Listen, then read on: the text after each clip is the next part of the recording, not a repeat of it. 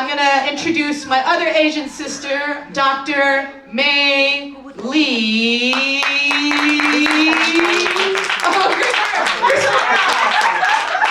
you. Hi everybody, my name is Mei Lee and I'm from Dallas, Texas, and I'm the founder of the Millionaire Mindset for Women, 8 Essential Elements to Greater Wealth.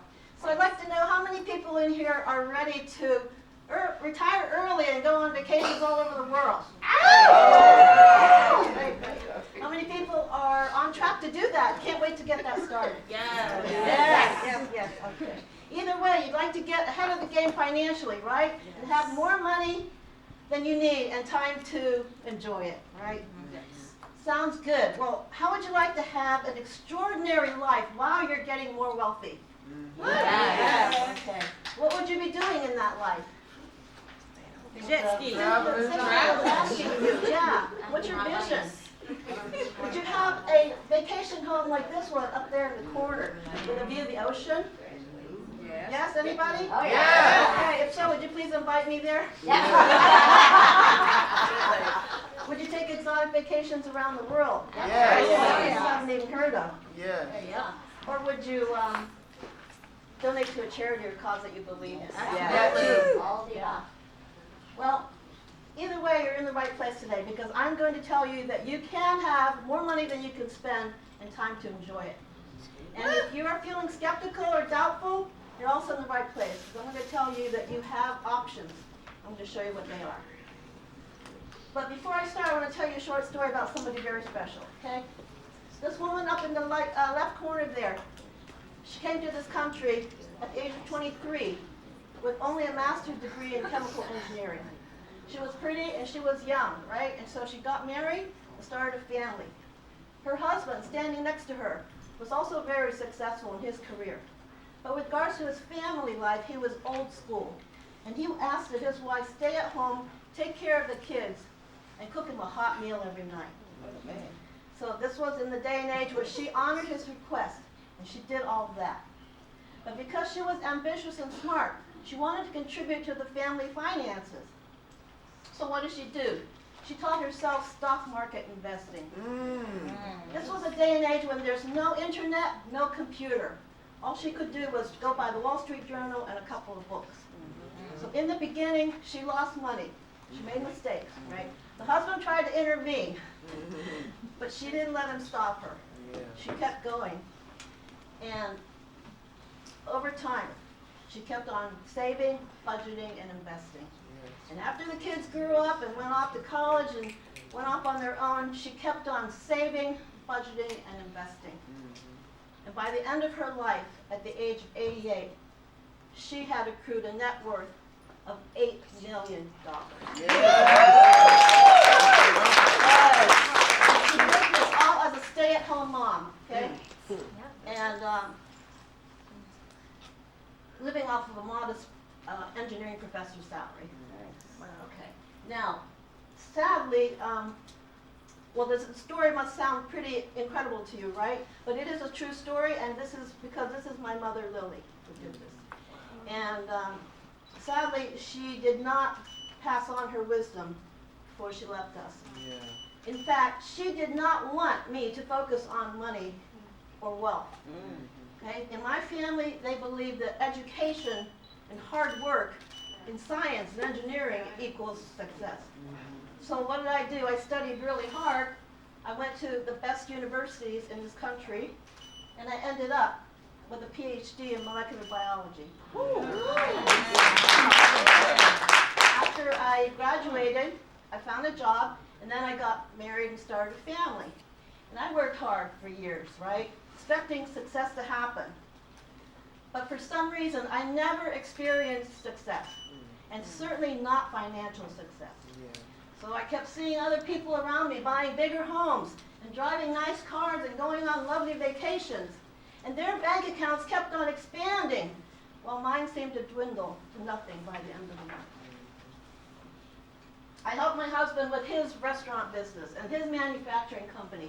We even opened up a pretzel franchise in the mall. But no matter how hard we tried, each of the businesses failed.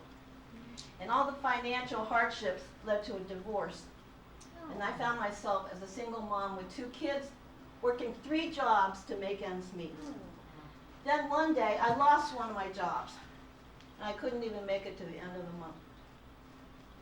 And I thought to myself, something's wrong here. What's wrong with this picture, right? With all this education, I should have been set up for life. But instead, I had financial difficulties. And I decided that the hard work plus PhD does not equal wealth. So something was missing. I started asking questions. What do I need to know that I don't know, right? So I started to read books. I enrolled in programs outside of the university. And I talked to millionaires to pick their brains. Yeah. And I kept on learning, and then I applied what I learned. And then I went back for more. And eventually, my situation turned around. And today I'm the proud owner, can't see that very well, but it's $1 million home with 5 bedrooms, 3-car garage, swimming pool. I go on a nice vacation. I drive a nice car, Alexis. And I have savings and investments set aside for retirement and a rainy day. So how did this turnaround happen, right? You're probably wondering. So through all my experiences and my trials and errors have become the foundation for my book, The Millionaire Mindset for Women, and also my mastermind program, which you can talk to me about later if you feel interested. But basically, instead of the PhD plus hard work equals, well, my formula now is enlightenment plus environment plus fulfillment equals wealth. And what does all this mean? So enlightenment, as you probably heard the other speakers say, is where you have reached bottom, okay? You've hit rock bottom, you hit a brick wall. Whatever you're doing is not working, right? And if you keep doing the same thing, you're going to have the same results over and over again. So you know in the back of your mind there's got to be a better way, but you don't know what it is. But you're willing to find out, all right? Environment is crucial to how much wealth you're going to attain in a lifetime. And by this I mean your childhood environment. Okay, some of us grew up in extreme poverty. We were abused. We were bullied. This is going to impact our feelings of self-worth and what we deserve. And it also, and it's going to lead to some feelings of limiting beliefs, right? Also, what people told you as the truth, you carried with us from your childhood all the way to your adulthood, like money doesn't grow on trees, or money is the root of all evil, right? So these things are going to impact your attitudes about wealth and money. Yeah. Internal environment. What do you say to yourself all the time? Did you know that you have a voice that talks to you about 70,000 times a day? Yep. Okay. Have you been listening to that voice? Because that voice can be your best friend or your worst enemy. That's right. Right. And in my case, when I tuned into my self-talk, I was horrified to find out that it was beating me up. Yeah, it was saying, you don't deserve that, you can't do that, you don't know how, don't even try. So can you see why, with all that education, that voice was sabotaging every step that I tried to take? So I was like stepping on the gas and stepping on the brake at the same time and getting nowhere. Subconscious environment, we've already talked about that, some of the other people. This is fear that's unconscious and unfounded fear that's inside of us, right? Our brains have a section where it protects you from danger, right? And that survival instinct is useful if you're out there in the wild hunting animals. But that same mechanism will try to protect you when you're doing something that looks scary, like starting a business or talking to clients or trying to get investors. And unfortunately, that's why we tend to procrastinate and we tend to resist and make excuses for things that we need to do to push us through to achieve those dreams. The thing is, most successful millionaires and billionaires all have these fears, and the difference is what they did about it. So even Warren Buffett had a terrible fear of public speaking, but he took Dale Carnegie courses to overcome that fear. So he became one of the most influential businessmen in the world today. Yeah. Indra Nooyi, former CEO of PepsiCo, what was she afraid of? She was afraid if she didn't do a good job in her career, she would get demoted and go back to doing something she didn't want to do. So she worked so hard she became the CEO. Even Jeff Bezos has fear. Can you believe it? He has fear of failure. But he knows if he doesn't take that risk and try something new, he can't take his business to the next level. Your external environment is very critical as well. What do you surround yourself with? What books do you read? What podcasts do you listen to? Right? And did you know that people in the $10 million category will speak to people in the $25 million category to learn from them? And people in the 8-figure clubs join masterminds with the 9-figure clubs so they can exchange information and always be learning from them so they can up-level their business. And you've heard you are, your net worth is your network. I think that's 100% accurate, okay? All right, so it's up to you to decide if you want to continue spinning in that hamster wheel getting nowhere, or you want to take a leap into the unknown, okay, and push yourself forward and try something new and scary and come out on the other end for the better. So whatever you do, you want to keep moving. You got to keep that momentum going, okay? Don't slow down, don't stop. And that's where we get to the third part of the equation, fulfillment. And under that, we have all these 6 other elements, which, because of time, I'm going to go through just a couple of them, okay? And vision, it's very important to visualize your dream, where you're going. Why? Because the more you see it, the more you believe it. And the more you believe it, the more it will come true. If you stay laser focused on your dream, it's bound to become a reality. That's absolutely true. And how do I know that? Jen Cole. She started off in a small town in Mississippi, watching her mother as a seamstress, doing alterations from home. When she grew up, she wanted to be a seamstress too. But she used vision boards to help her, guide her along the way. And every year she put up a vision board, what she wanted to accomplish that year. But not only that, she put Post-it notes up on the wall for what she wanted to do every week, what she wanted to see happen. And when she accomplished it, she would take it down. She also kept a journal and a scrapbook to celebrate her achievements and her awards. So if you watched Jen working with her vision boards and her Post-it notes, you would see all her dreams coming to fruition in real time. So, today she is a proud owner of Jen Cole Bridal Designs. She has a showroom in Dallas, Texas. She has clients worldwide and she travels internationally. And I asked her, what would have happened if you did not use vision boards back in the day? She said, I would still be doing alterations from home in Mississippi. Express. Okay, what does expression have to do with becoming wealthy? People look at me like, I don't get the connection, right? Well, the truth is, each of us is born with a unique identity. Our own character, our own personality, our own passions and purpose, our own values. We are the only one who knows what that is. And it is our responsibility to express that to its fullest potential in this lifetime. Example, there was a young woman in the 1990s who found herself as a single mom with no job. She was so poor, she lived in a rat-infested flat and had no money to pay for electricity. Life was so tough that she became depressed and she was suicidal. The only thing she knew to do was to write. So there was a 4-hour train ride one day where she came up with the idea of a book series. And she wrote that book, and over 7 years, she kept working on that book, and when it was finally finished, she took it to the publishers.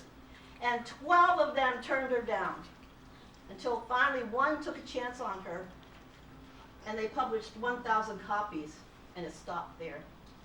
Well, as you know, the story doesn't end there, right? J.K. Rowling today is one of the most successful, wealthiest authors in history, with a net worth of $1 billion. Yes. She sold 600 million copies of her book. It's been translated to 84 languages. It's been converted to movies, video games, and theme parks. And that, my friends, is the power of self-expression. I'm going to go through these quickly, but for execute, we're talking about how you show up in the world. When you show up, if you show up, okay? Successful millionaires don't wait until they feel good before they do something. They do it anyway. Why? Because they made a commitment to themselves that this is what they're going to do, and they follow through on their word. When you're executing, make sure you take smaller steps like Jen Cole did. If you take smaller steps, you'll feel a sense of accomplishment, and that will give you momentum to keep going. If you make your goals too big, you're going to get overwhelmed and you'll quit. By engage, I mean to step into your power. You've heard that several times this weekend. And hold on to your power. That includes learning how to say no, learning how to follow what's true to your values. And most of all, say no to that little voice inside of you that tells you, you need to quit. You can't do this. All right? By engage, I also mean to commit deeply to your dream. So if you just go and do something for 2 months here and then you forget about it, and then next year you find something else and you go do it, that's called dabbling. Right? That is very different. So why do you need to commit deeply to your dream? Because your road to wealth is not going to be a straight line up, right? You're going to have a lot of setbacks. You're going to have a lot of disappointments. What are you going to do when that happens, right? When things are going well, just keep going, everything's great. What happens when things are down? Do you quit? No, you need to re-engage yourself, reinvent yourself. Why? Well, remember the 1929 stock market crash? Some people jumped out of buildings because they lost their fortune. But some other people went and bought the stocks at pennies to the dollar. They held on to that stock. And with time, when things turned around, they became multi-billionaires. So one person's disaster is another's opportunity. Make sure. Okay.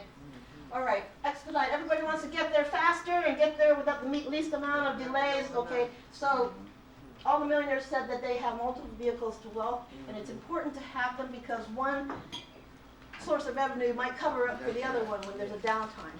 And that was true with COVID. Some people had other businesses that carried them through.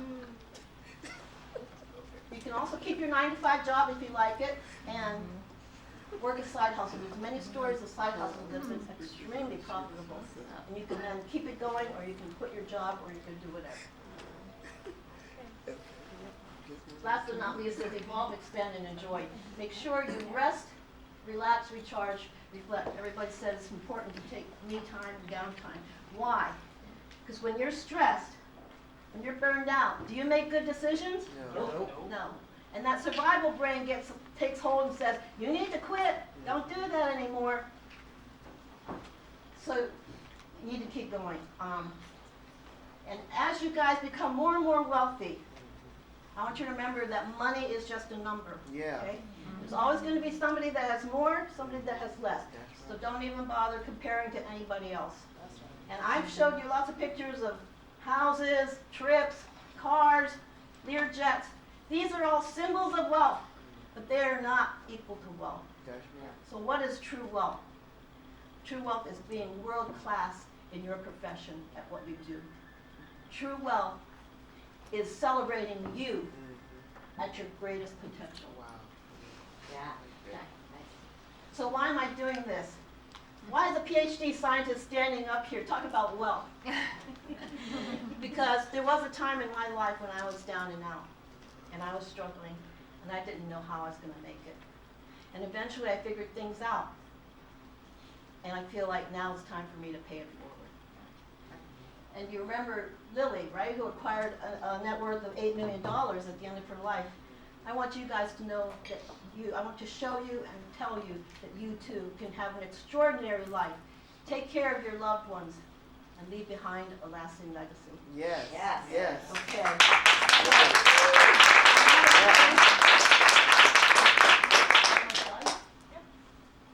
No, I don't. You have to put it on. He's got to put it on presenter mode. Oh.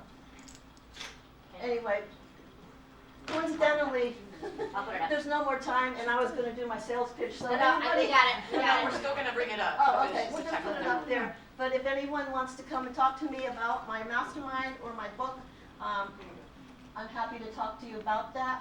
And I am looking for some millionaire mentors to join my community. So if you're interested, please come and talk to me. I'd love to find out where you are in your journey. Thank you.